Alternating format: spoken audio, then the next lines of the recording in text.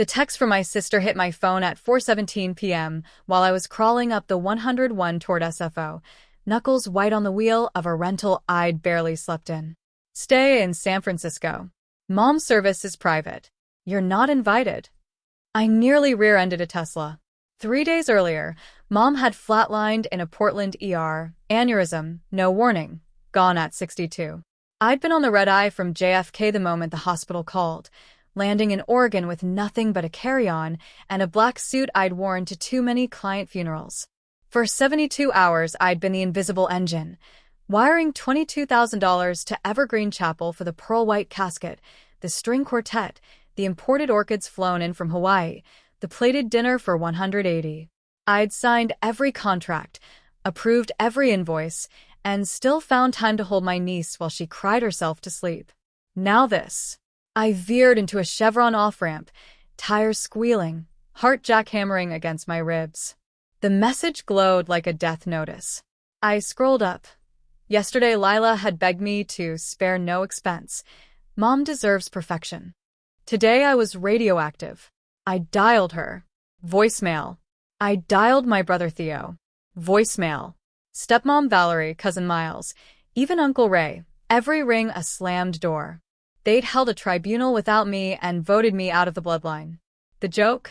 For 4 years, I'd been the family's silent ATM. Mom's cancer treatments 2 years back had wiped out her savings.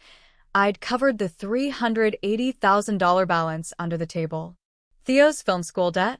Paid. Lila's destination wedding in Santorini? Paid. Valerie's Nordstrom card that reset to zero every month? Paid.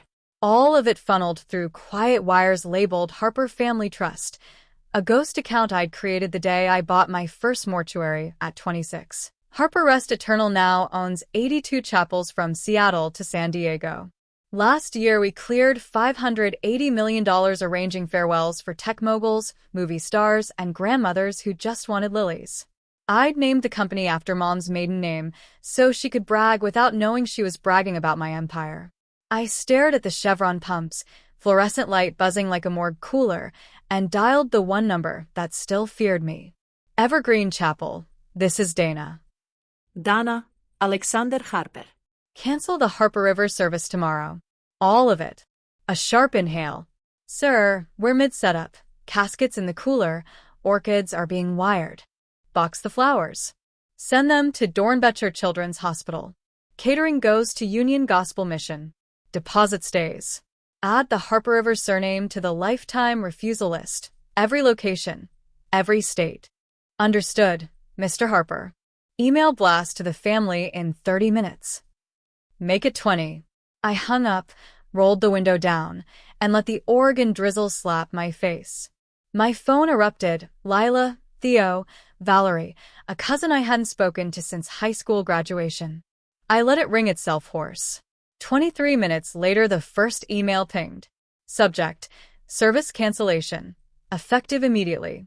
Evergreen Chapel regrets to inform you that due to client directive, all arrangements for Mrs. Penelope Harper Rivers have been terminated. No refunds. Future inquiries will not be entertained.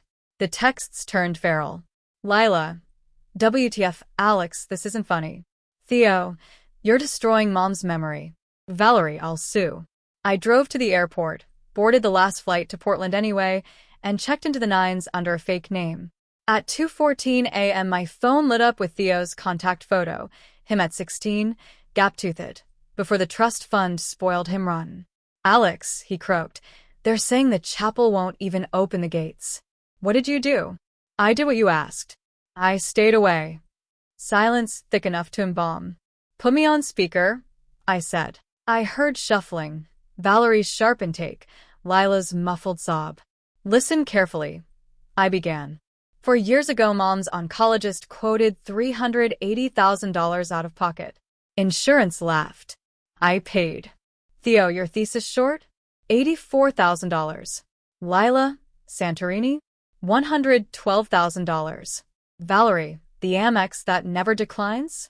$7,200 monthly average. The lake house you thought Mom refinanced? I own the note. Every dollar you've spent since 2021 came from Harper Rest Eternal. A collective gasp, like I'd yanked the sheet off a corpse. Why hide it? Lila whispered. Because the day I stopped being your brother and started being your hedge fund, you'd never speak to me again without a price tag. Guess what? You just proved it. Theo found his voice. We can fix this. Name your price. Price.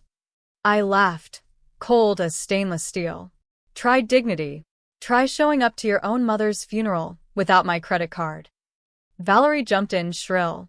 There's no other venue. Every chapel within 50 miles is booked. Funny, I said.